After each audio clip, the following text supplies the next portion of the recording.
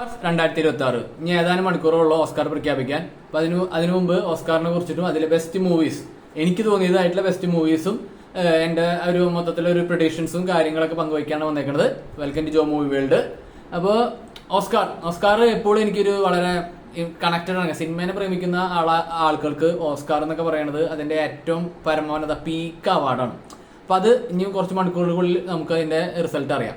അപ്പൊ അതിനെ കുറിച്ച് സംസാരിക്കാനാണ് പറയുന്നത്. അപ്പൊ ആദ്യം തന്നെ എനിക്ക് ഇഷ്ടപ്പെട്ട പടങ്ങൾ ഞാൻ പറഞ്ഞില്ലേ, ഇത് നിങ്ങൾക്ക് ഇങ്ങനെ തന്നെ ആവണമെന്നൊരു നിർബന്ധമില്ല. എനിക്ക് ഇഷ്ടപ്പെട്ട കൂടുതൽ എനിക്ക് ഫേവറേറ്റ് ആയിട്ടുള്ള എനിക്ക് ബെസ്റ്റ് എന്ന് തോന്നിയിട്ടുള്ള പടങ്ങളെ കുറിച്ചിട്ടും എനിക്ക് ആയിട്ട് വരുന്ന ഒരു ടെക്നിക്കൽ അവാർഡുകളെ കുറിച്ചിട്ടും ഒക്കെയാണ് ഞാൻ പറയാൻ പോകുന്നത്. അപ്പോൾ ഫസ്റ്റ് തന്നെ പറയുകയാണെങ്കിൽ ഡിക്കാപ്രിയോയുടെ വൺ ബാറ്റിൽ ആഫ്റ്റർ അനദർ ഞാൻ ഓൾറെഡി റിവ്യൂ ചെയ്തിട്ടുണ്ടായിരുന്നു. പക്ഷെ എന്താ പറയാ, ഇതിലൊരു എന്താ പറയാ, ഒരു ആർട്ട് ഡ്രാമയായിട്ട് വേണമെങ്കിൽ അവർക്ക് എടുത്ത് അതിനെ നമുക്ക് സ്ലോ പേസിൽ എടുക്കണ പടത്തിനെ കുറച്ച് ഫാസ്റ്റ് ആക്കിയിട്ട് ഒരു മേക്കിംഗ് ക്വാളിറ്റി കൊണ്ട് വേറെ ലെവലാക്കിയിട്ടുള്ള പടമാണ് വൺ ബാറ്റിൽ ആഫ്റ്റർ അനദർ. 12-13 നോമിനേഷന് കിട്ടിയിട്ടുണ്ട്. ഡിക്കാപ്രിയോക്ക് ഓസ്കാർ നോമിനേഷൻ ഉണ്ട്.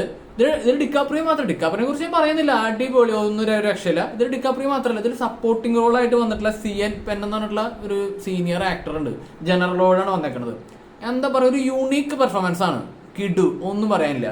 പിന്നെ ഇതിൽ ചേസ് ഇൻഫിനിറ്റി എന്ന് പറഞ്ഞൊരു പുതിയ യങ് ആക്ടേഴ്സ് ഉണ്ട്. അവർക്ക് മെയിൻ റോളാണ്. കിഡു, ഒന്നും പറയാനുള്ള ആ ഒരു പെർഫോമൻസിന്റെ ഇന്റൻസിറ്റി ഒക്കെ കാണണം ആ കോമ്പിനേഷൻ സീനൊക്കെ വരുമ്പോൾ. പിന്നെ ഇതിന് മേക്കിംഗ് ക്വാളിറ്റി, ഒരു ഹൈവേ സീക്വൻസ് ഉണ്ട്, മതി, ഒരു 4 മിനിറ്റ് വെർത്തിറ്റ് എന്നൊക്കെ പറയില്ലേ, അതാണ് ആ ഒരു സീന്. ഇതിലും ടെക്നിക്കൽ ആയിട്ടുള്ള സൗണ്ട് എഫക്ട്, ഇതിന്റെ ഒക്കെ ഓസ്കാർ ഉണ്ട്. കുറെ ഓസ്കാറുകൾ വാരി കൂട്ടാൻ ചാൻസ് ഉള്ള ഒരു പടം തന്നെയാണ്. ഇതിൽ ഈ സപ്പോർട്ടിംഗ് റോളിൽ ഈ പറഞ്ഞ CN പെന്നിന് ഓസ്കാർ കിട്ടുമെന്നുള്ളത് എനിക്കൊരു പ്രതീക്ഷയുണ്ട്. എൻ്റെ ഒരു പ്രഡിക്ഷനാണ്. അപ്പോൾ അത് അറിയില്ല, നമുക്ക് കണ്ടു നോക്കാം. ഇനി സെന്റിമെന്റൽ വാല്യൂ, അത് ഒരു ഫോറിൻ ലാംഗ്വേജ് മൂവിയാണ്. ഇതിന് ബെസ്റ്റ് ഇന്റർനാഷണൽ ഫീച്ചർ എന്ന അവാർഡിലേക്കും പിന്നെ ബെസ്റ്റ് പിക്ചറും പോരാഞ്ഞിട്ട് വേറെ കാറ്റഗറിയിലും ആയിട്ടൊരു 5-8 ഓസ്കാർ നോമിനേഷൻ ഉണ്ടെന്നാണ് ഞാൻ മനസ്സിലാക്കിയത്.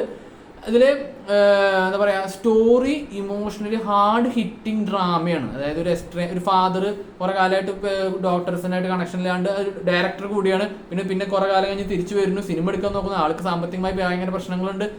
അതപ്പോൾ അങ്ങനെ ഒരു ഇമോഷണൽ കണക്ഷൻ, കുറെ സ്റ്റോറി ടെല്ലിങ്ങിന് വളരെയധികം സ്കോപ്പുള്ള, അത് നല്ല രീതിയിൽ പ്രസന്റ് ചെയ്തിട്ടില്ല. ഇതിലത്തെ അഭിനയത്തിനും ഈ സപ്പോർട്ടിംഗ് റോളിൽ സ്റ്റെല്ല എന്ന ആൾക്കും വളരെ ചാൻസ് ഉണ്ട്. ഇതിൽ ലീഡിങ് റോളായിട്ട് വന്നത് റെനേറ്റ എന്നാണ്. അവളുടെ പെർഫോമൻസും ഇതിൽ കിടുവാണ്. ആ ഒരു ഭയങ്കര ഇമോഷണൽ ആയിട്ട് ചില മൊമെന്റ് ഉണ്ട് ഫാദറിന് ഇതിനൊക്കെ ആയിട്ടുള്ള കണ്ടാൽ നമുക്ക് മനസ്സിലാവും. അതും ഓസ്കാറിൽ വളരെ എന്താ പറയുക, അവാർഡിന് ചാൻസ് ഉള്ള ഇന്റർനാഷണൽ ഫീച്ചർ കിട്ടുമെന്നാണ് ഞാൻ വിചാരിക്കുന്നത്. മറ്റു കാറ്റഗറിയിൽ എത്രത്തോളം കിട്ടുമെന്ന് അറിയില്ല, കണ്ടറിയാം. പിന്നെ ഇതിൽ എലി ഫെനിങ് എന്ന് പറഞ്ഞിട്ട് യങ് ആക്ടർസ് കൂടി ഉണ്ട്. അവളുടെ വർഷം എന്ന് വേണമെങ്കിൽ വിളിക്കാം 2025.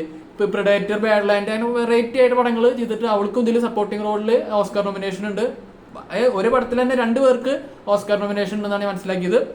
പിന്നെ സിന്നേഴ്സ് നിങ്ങളിൽ ഭൂരിഭാഗം പേര് ചിലപ്പോൾ കണ്ടിട്ടുണ്ടാവാം. ഇനിയും കാണാത്തവരുണ്ടെങ്കിൽ കാണണ്ട, മസ്റ്റ് വാച്ച് ആയിട്ടുള്ള ഹൊറർ എക്സ്പീരിയൻസ് ആണ് സിന്നേഴ്സ്. ഒരു ടിപ്പിക്കൽ ഹൊറർ എക്സ്പീരിയൻസ് ആയിട്ട് നിങ്ങൾ എടുക്കരുത്. ബെസ്റ്റ് പിക്ചർ ആയിട്ടും ബെസ്റ്റ് ആക്ടിംഗ് ആയിട്ടും ഈവൻ എല്ലാ കാറ്റഗറിയിലും ഏറ്റവും ഓസ്കാർ ചരിത്രത്തിലെ ഏറ്റവും നോമിനേഷൻ കിട്ടിയിട്ടുള്ള പടമായിട്ടാണ് സിന്നേഴ്സ് വന്നേക്കുന്നത്. കുറെ ടെക്നിക്കൽ അവാർഡുകളും ഈവൻ ആക്ടിംഗ് രീതിയിൽ ഇതിലും മൈക്കിൾ ബി ജോർദാന്റെ ഡുവൽ റോളില് പെർഫോമൻസിൽ തകർത്തേക്കാണ് ഒന്നും പറയില്ല.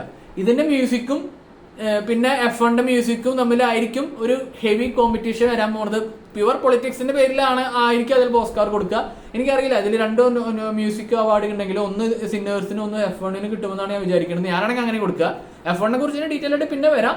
അപ്പൊ സിന്നേഴ്സിന് ഈ പറഞ്ഞ പോലെ ഈ സുപ്പീരിയർ ടെക്നിക്കൽ ക്വാളിറ്റിയും അതോടനുബന്ധിച്ചിട്ടുള്ള കിടിവെട്ട് പെർഫോമൻസും ആ ഒരു ഹൊറർ ഇമ്പാക്റ്റും എല്ലാം കൂടി ചേർന്നിട്ടുള്ള വൺ ഓഫ് ദ ബെസ്റ്റ് മൂവിയാണ് സിന്നേഴ്സ്. കണ്ടു നോക്കാവുന്നതാണ്. നിങ്ങളുടെ അഭിപ്രായം പറയാം. ഇനി ഇതിൽ സ്പെഷ്യൽ മെൻഷൻ ആയിട്ട് കുറെ പടങ്ങളുണ്ട്. കാരണം ഇതിൽ കുറെ നോമിനേഷൻസ് ഉണ്ട്. ഫ്രാങ്കൻസ്റ്റൈൻ ഞാൻ ഓൾറെഡി ചെയ്തതാണ്. ഫ്രാങ്കൻസ്റ്റൈൻ ഈ പറഞ്ഞ പോലെ അതിലേക്ക് തോന്നുന്നത് കോസ്റ്റ്യൂമും മേക്കപ്പിനും ചിലപ്പോൾ ഓസ്കാർ കിട്ടാൻ ചാൻസ് ഉള്ള പടമാണ് ഫ്രാങ്കൻസ്റ്റൈൻ. പിന്നെ എമ സ്റ്റോണിന് വീണ്ടും അഗൈൻ നോമിനേഷൻ ബെസ്റ്റ് ആക്ടേഴ്സിന് കിട്ടിയ ഒരു പടമാണ് ബെഗോനിയ. പക്ഷെ അതൊരു എല്ലാവർക്കും പറ്റുന്ന ഒരു പടം എന്ന് പറയുന്നില്ല. ഒരു വിയേർഡ് ആയിട്ടുള്ള കുറച്ച് ഇന്റലക്ച്വൽ രീതിയിൽ കാണാൻ പറ്റുന്ന ഒരു പടമാണ് ബെഗോനിയ. അതിലും വളരെ പെർഫോമൻസ് ക്രേസി ലെവലാണ്. മൊട്ടൊക്കെ അടിച്ചിട്ട് അടാറ് പെർഫോമൻസ് ആണ് എമ സ്റ്റോൺ കാഴ്ചവെച്ചേക്കുന്നത്. അവൾക്ക് നോമിനേഷൻ ഉണ്ട്, പറയാൻ പറ്റില്ല, അതും കട്ടയ്ക്ക് വരാൻ ചാൻസ് ഉണ്ട്. പിന്നെ വെപ്പൺസിൽ ഓൾറെഡി ഇതിൽ ടെക്നിക്കൽ ഇതിലും ഇതൊക്കെ ഉണ്ട്. ഇതിൽ ഏറ്റവും എനിക്ക് ഇംപ്രസീവ് ആയിട്ട് തോന്നിയത് അതിന്റെ നരേഷൻ സ്റ്റൈലാണ്, സ്ക്രിപ്റ്റാണ്. അപ്പൊ അതും ഒരു ബെസ്റ്റ് പിക്ചർ ആയിട്ട് തോന്നിയ ഒരു പടമാണ് വെപ്പൺസ്. പിന്നെ ഇതില് ഞാൻ പറഞ്ഞില്ലേ കുറെ പടങ്ങളുണ്ട്. ഞാൻ എല്ലാ പടങ്ങളും ഇങ്ങനെ എടുത്തെടുത്ത് പറയുന്നില്ല. മാർട്ടിൻ സുപ്രീം, പിന്നെ എന്താ പറയാ ഇറ്റ് വാസ് ജസ്റ്റ് ആക്സിഡന്റ് എന്ന് പറഞ്ഞ ഫോറിൻ ലാംഗ്വേജ് പടം, സീരത്ത്, അങ്ങനെ കുറെ ഉണ്ട്. പിന്നെ അപ്പൊ എനിക്ക് അങ്ങനെ ഓരോന്ന് ഞാൻ എടുത്ത് പറയുന്നില്ല. എനിക്ക് ബെസ്റ്റ് എന്ന് തോന്നിയിട്ടുള്ള പടങ്ങളെ കുറിച്ചാണ് പറഞ്ഞുകൊണ്ടിരിക്കുന്നത്. പിന്നെ ഒരു ഇന്റർനാഷണൽ ഫീച്ചറിൽ എനിക്ക് വളരെ ടച്ചിങ് ആയിട്ട് വളരെ ഫീൽ ആയിട്ട് ഇപ്പോഴത്തെ യുദ്ധം ബന്ധപ്പെട്ട് കിടക്കുന്ന ഒരു പടമാണ് ദ വോയിസ് ഓഫ് ഹിന്ദ് രജാബ്. ഒരു ഡോക്യു ഡ്രാമ പോലെ റിയൽ ലൈഫ് ഇവന്റ് ആണ്. അതിന്റെ സംഭവം എന്ന് പറയുന്നത് പാലസ്തീൻ ഇസ്രായേൽ യുദ്ധം കാലത്ത് നടന്നുണ്ടായിട്ടുള്ള ഒരു പർട്ടിക്കുലർ വളരെ ഹാർട്ട് ബ്രേക്കിംഗ് ആയിട്ടുള്ള ഒരു ഇൻസിഡന്റിനെ ഫോക്കസ് ചെയ്തിട്ട് എടുത്തിട്ടുള്ള ഒരു പടമാണ് the voice of Hind Rajab. Arabic മൂവിയാണ്. ഇതില് അറബിക്ക് എന്താ അതിന്റെ കറക്റ്റ് ലാംഗ്വേജ് എന്ന് എനിക്കറിയില്ല, അറബിക്ക് എന്ന് മനസ്സിലാക്കുന്നു. ഇതില് ഇസ്രായേലും ഇവരും മറ്റേ യുദ്ധത്തിനിടയിൽ പാലസ്തീനായിട്ടുള്ള ഒരു ഗേൾ, ഒരു 6 year old ഗേളിന്റെ പേരാണ് ഹിന്ദ് രജാബ്. അത് അവിടെ ഒരു കാറിനുള്ളിൽ പെട്ടു. പക്ഷെ അതിനെ രക്ഷിക്കാനൊന്നും പറ്റിയില്ല, അത് കൊല്ലപ്പെട്ടു. പക്ഷെ അതിന് മുമ്പ് ഈ പാലസ്തീനിലേക്ക് ഒരു രക്ഷാപ്രവർത്തനത്തിന് വേണ്ടിയിട്ട് വിളിക്കുന്നു. ഒരു റെഡ് ക്രസന്റ് എന്ന് പറഞ്ഞിട്ട് പാലസ്തീന്റെ ആളെ വിളിച്ചിട്ട് ആ കുട്ടി ഒരു ശ്രമം നടത്തുകയാണ് ആ കാറിനുള്ളിൽ ട്രാപ്പായിട്ട്. പക്ഷെ അവരും ആ രക്ഷപ്പെടുത്താൻ വന്നിട്ടുള്ള ഈ ആൾക്കാരൊക്കെ പിന്നീട് കൊല്ലപ്പെട്ടതായിട്ടാണ് നമ്മൾ മനസ്സിലാക്കുക. അപ്പൊ ആ ഒരു ഇൻസിഡന്റിനെ ബേസ് ചെയ്തിട്ട് എടുത്തിട്ടുള്ള വളരെ അങ്ങനെ നമുക്ക് ഫീൽ ആവും. ഒരു ഹാർട്ട് ബ്രേക്കിംഗ്, ഭയങ്കര ഒരു മനക്കെട്ടുള്ളവർ കണ്ടാൽ മതി എന്ന് പറയില്ലേ, അങ്ങനത്തെ ഒരു ടച്ചിങ് ആയിട്ടുള്ള ഒരു സിനിമയാണ് ഇത്. ഇന്നത്തെ യുദ്ധത്തിന്റെ ഭീകരത വളരെ എത്രത്തോളമാണെന്ന് യുദ്ധത്തിന്റെ ഒരു ഷോട്ട് പോലും കാണിക്കാണ്ട് നമുക്കത് നമ്മളിൽ എത്തും. ഇത് ഒരു പടമാണ്, ഇത് കണ്ടു നോക്കാവുന്നതാണ്. പിന്നെ കുറച്ച് അനിമേഷൻ പടങ്ങളിൽ ഈ കേപ്പോപ്പ്, ഡീമൺ ഹണ്ടർ, സെലിയോ അങ്ങനെ തുടങ്ങിയിട്ടുള്ള അനിമേഷൻ പടങ്ങളൊക്കെ കുഴപ്പമില്ല. പക്ഷെ എന്റെ പിക്ക് എന്ന് പറയുന്നത് സുട്ടോപ്പിയ 2 ആണ്. ഇപ്പോ currently highest grossing animated movies ever. അത് മാത്രമല്ല എല്ലാ മൂവീസ് ഇതുവരെ ഇറങ്ങിയിട്ടുള്ള ഏത് മൂവീസ് എടുത്താണെങ്കിലും ഓൾ ടൈം 7 or 8 ആണ് ഇപ്പൊ പൊസിഷൻ നിൽക്കുന്നത് വേൾഡ് വൈഡ്. അത് അതിനുള്ള പടം ഉണ്ട്. നമുക്ക് എല്ലാ ഏജ് ഗ്രൂപ്പിലുള്ളവർക്കും, കുട്ടികളായാലും മുതിർന്നവരായാലും ഒരുമിച്ചിരുന്ന് കാണാവുന്ന വളരെ എന്റർടൈനിങ് ആയിട്ടുള്ള ഒരു ഫിലിമാണ് സുട്ടോപ്പിയ 2. ഇനി ഫൈനലായിട്ട് ഞാൻ ആദ്യമേ സൂചിപ്പിച്ച പോലെ തന്നെ F1 മൂവിനെ കുറിച്ച് എത്ര പറഞ്ഞാലും മതിയാവില്ല എന്ന് പറയില്ല. അങ്ങനത്തെ ഒരു പടമാണ്. തിയേറ്ററിൽ ഞാൻ 2 തവണ കണ്ടു. 2 തവണ കിട്ടിയ എക്സ്പീരിയൻസ് എന്നൊക്കെ പറയുന്നത് വാവ് മൊമെന്റ് ആണ്, രോമാഞ്ചാണ്. അത് തിയേറ്ററിൽ കണ്ടവര് ഏറ്റവും ലക്കി, കാണാത്തവർക്കൊന്നും ഞാൻ പറയാനില്ല. അറ്റ്ലീസ്റ്റ് നിങ്ങൾ പിന്നീടെങ്കിലും കാണണം. കാരണം once in a lifetime happen ചെയ്യുന്ന തരത്തിലുള്ള ഒരു പടമാണ് F1. ഇതിനും ബെസ്റ്റ് പിക്ചർ നോമിനേഷൻ ഉണ്ട്. പക്ഷെ എനിക്ക് ഷുവർ ആയിട്ട് കിട്ടുമെന്ന് തോന്നുന്നത് ബെസ്റ്റ് സൗണ്ട് മിക്സിങ്, പിന്നെ ഞാൻ നേരത്തെ സൂചിപ്പിച്ച പോലെ മ്യൂസിക് ഡിപ്പാർട്ട്മെന്റ്, ഹാൻസ് സിമ്മറും മറ്റേ സിന്നേഴ്സിന്റെ ലൂഡ്വിങ് എന്ന് തോന്നും തമ്മിലാണ് ആ കോമ്പറ്റീഷൻ വരിക. My pick original score F1, Hans Zimmer must ആണ്. Cinematography F1, sound mixing F1. ഇത് കൊടുത്തേ പറ്റൂ, വേറെ കോമ്പറ്റീഷൻ ഉണ്ടാവും. എന്റെ അഭിപ്രായത്തിൽ F1 കൊടുത്തേ പറ്റൂ.